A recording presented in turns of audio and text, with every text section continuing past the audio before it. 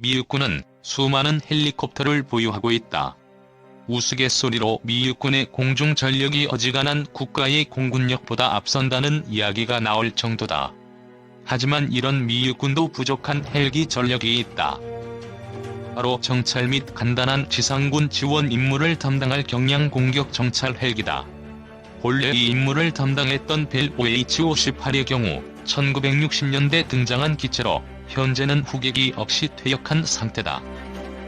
2000년대 들어 벨 OH-53의 교체 사업이 몇 차례 추진됐으나 비용 초과와 예산 부족으로 모두 취소됐다. 미 육군이 보유한 헬기가 워낙 많기 때문에 당장의 큰 전력 공백으로 이어지지는 않지만 아파치 공격 헬기의 임무 부담이 커지는 등 부작용이 많아 이를 대신할 정찰 공격 헬기 도입이 시급한 상태다. AH-64 아파치 공격 헬기는 본래 전차를 잡기 위한 대형 공격 헬기로 정찰 임무나 소규모 반군 제압 등 임무에는 적합하지 않다. 물론 임무는 잘 수행할 수 있지만 닭 잡는 데 소 잡는 칼을 쓰는 격이기 때문이다. 비용 문제를 생각하면 더 저렴하게 운용할 수 있는 공격 정찰 헬기가 필요하다. 미 육군은 작년에 미래 공격 정찰기 사업 공고를 내고 올해 6월에 6개 회사를 초기 사업자로 선정했다. 여기에는 벨, 보잉, 시코르스키 같은 친숙한 회사들이 포함되어 있다. 이 사업에 뛰어든 제조사들은 최근 개발 중인 최신 기술을 접목한 공격 정찰 헬기를 제안했다. 가장 먼저 시제기를 선보인 시코르스키는 이 회사가 개발 중인 S-97 레이더의 경량 공격 헬기 버전인 레이더 X를 공개했다. 사진 위 레이더 X는 서로 반대 방향으로 회전하는 동축 반전식 메인 로터와 꼬리 부분에 앞으로 나가는 힘을 내는 로터를 탑재해 최대 이륙 중량과 속도를 동시에 높인 X2 기술을 적용했다. 시코르스키는 레이더 X의 세부 스펙은 공개하지 않았지만 최고 속도는 463km로 기존의 헬리콥터보다 훨씬 빠르다고 설명했다.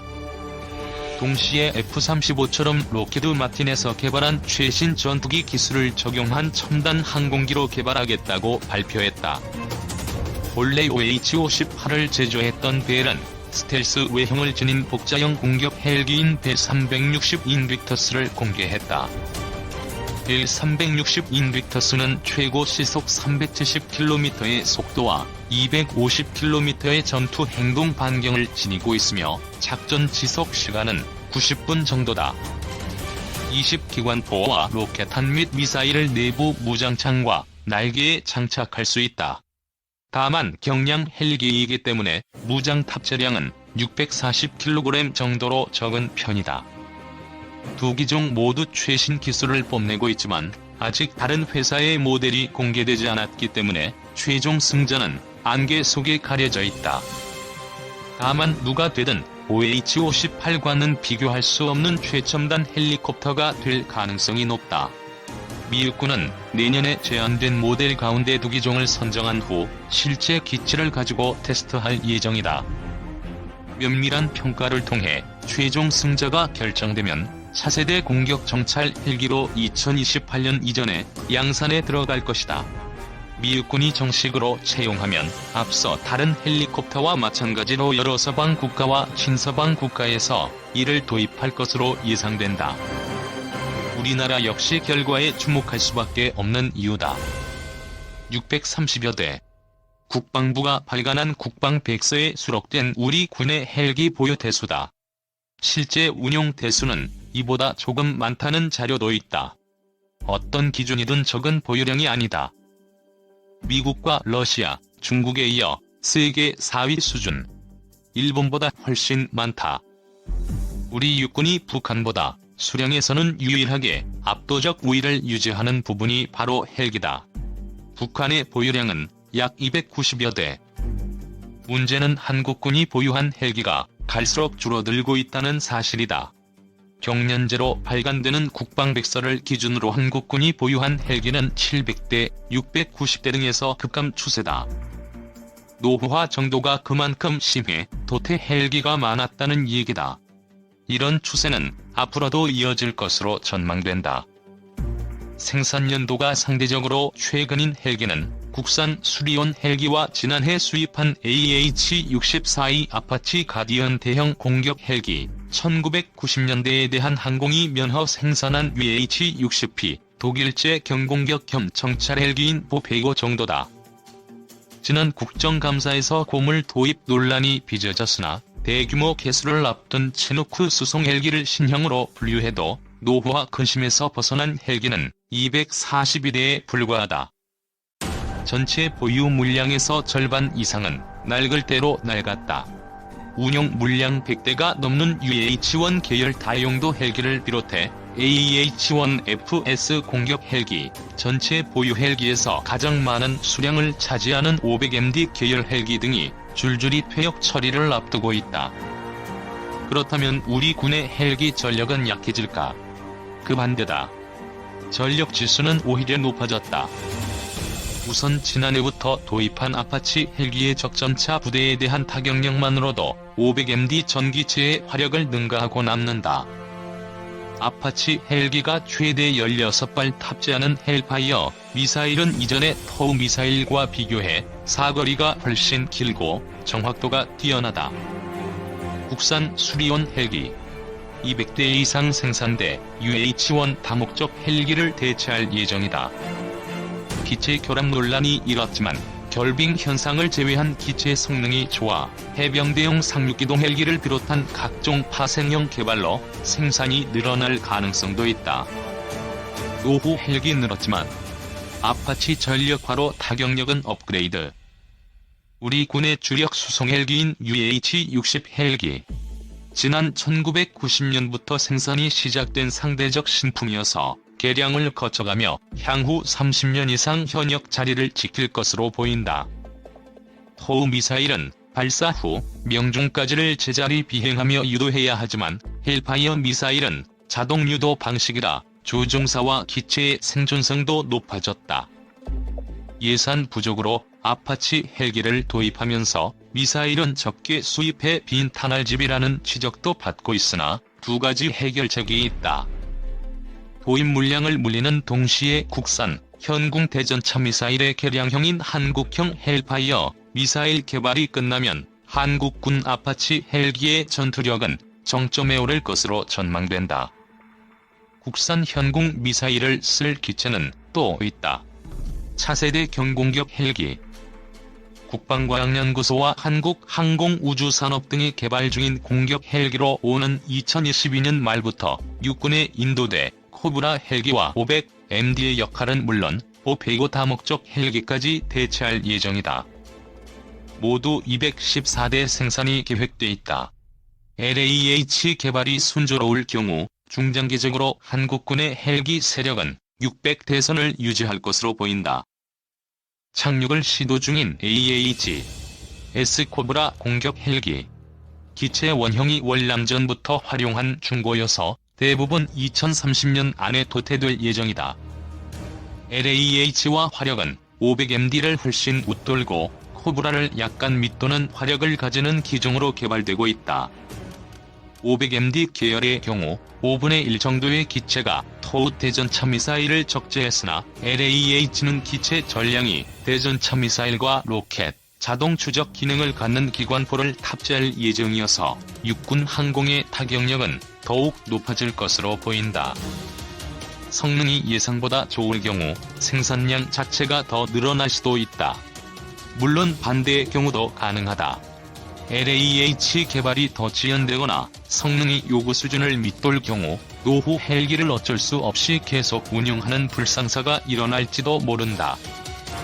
군 관계자는 당분간 비행 안전성이 의심되는 기체를 중심으로 제한적 도태를 이어나가되 수리온 헬기와 LAH 생산이 본궤도에 오르면 구형 기체의 도태와 신형 기체 습득을 동시에 진행할 계획이라며 2030년까지는 500MD 등 구체 헬기를 신형으로 바꿀 계획이라고 말했다.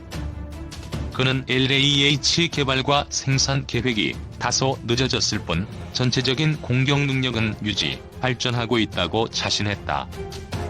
1960년대 초반 베트남 전쟁에서 수송 헬기를 엄호하기 위해 미국 벨사의 UH-1B 헬기에 기관총과 로켓을 장착해 사용했던 것이 공격 헬기의 시초다.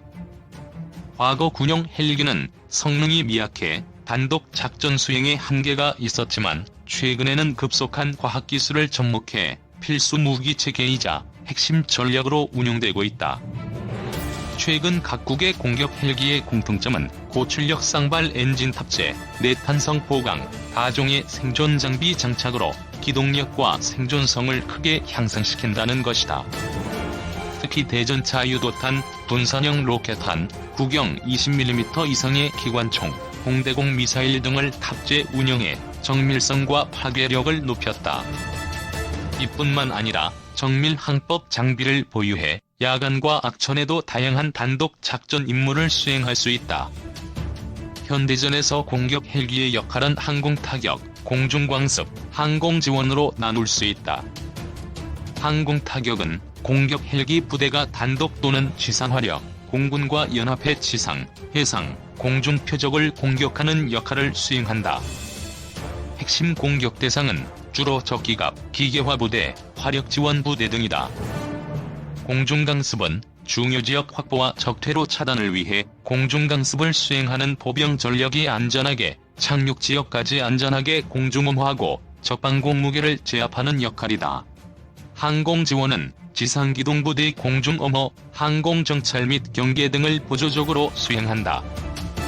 미국의 자존심 AH-64D 블록 3 베트남전에서 공격 헬기의 중요성을 깨달은 미 육군은 1960년대 말부터 본격적으로 개발에 나선다. UH-1 기동 헬기를 기반으로 해 AH-1G 공격 헬기를 처음 개발하며 1975년부터는 AH-1G의 유선 유도 방식의 토대 전차 유도탄을 창착해 대전차 능력을 향상시킨 AH-1S 코브라 헬기를 선보인다. 또 1987년까지 미 육군 모든 AH-1 계열 헬기를 AH-1S 코브라 헬기로 개조한다. 하지만 코브라 헬기는 어디까지나 기동 헬기를 기반으로 개발됐기 때문에 기동성, 민첩성, 무장 능력에서 제한이 있다. 이에 제한사항을 극복하고 공격성을 강화시킨 모델이 AH-64A 아파치 헬기다. AH-64A 아파치 헬기는 AH-1S 코브라 헬기보다 민첩성, 무장체계 및 항공전자장비 능력면이 월등할 뿐 아니라 대전차 유도탄인 헬프파이어를 최대 16발까지 탑재할 수 있는 대형 공격 헬기다. 이미 걸프전, 아프간전, 이라크전을 거치면서 실전에서 성능을 인정받았다.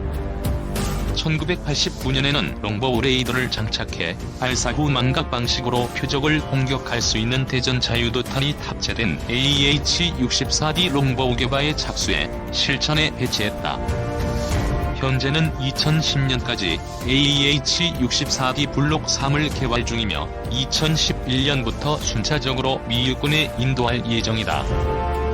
러시아의 자존심 Mi-28 하보프 구소련은 1970년대 초반 월남전에서 공격 헬기의 중요성을 인식한다. 이에 자국 내 기동 헬기와 공격 헬기를 접목 형태한 Mi-24 하인드 다목적 헬기를 개발했다. 하지만 1980년대 아프간전에 투입해본 결과 기체가 클 뿐만 아니라 기동성과 민첩성에서 떨어져 다수가 피격돼 공격 헬기로서의 임무 수행을 하지 못해 불합격 판정을 받는다. 이런 이유로 1980년대 Mi-28 하보크와 K-50 블랙샤크를 경합시킨 차세대 공격 헬기를 만들기로 했지만 이도 구소련의 몰락과 함께 수포로 돌아간다. 현재는 Mi-24의 수송인력 8명을 3명으로 줄여 속도와 성능을 향상시킨 Mi-28N으로 대체 중이다. 프랑스 주력 헬기 C-665 타이거 구소련의 기갑 전력에 대항하기 위해 독일과 합작해 만든 C-665 타이거는 중형급 헬기로 1980년 중반까지 수년 동안 개념 연구가 수행됐으나 냉전의 종식으로 사업 착수가 계속 지연됐었다. 1988년에 본격적인 사업에 착수해 1990년 첫 시험 비행을 성공하며 2005년 3월에 초도기가 프랑스 육군에 인도된다. 현재 프랑스는 4발의 핫대전 자유도탄을 탑재한 SA-324M 소형 공격 헬기 130여 대, 미스트랄 공대공 미사일을 장착한 SA-324L 무장 정찰 헬기 20여 대 등 총 20여 대의 공격 및 정찰 헬기를 운영하고 있다. 육군의 군단 항공여단에는 경헬기와 공격 헬기 연대가 각각 1개씩 편제돼 있다.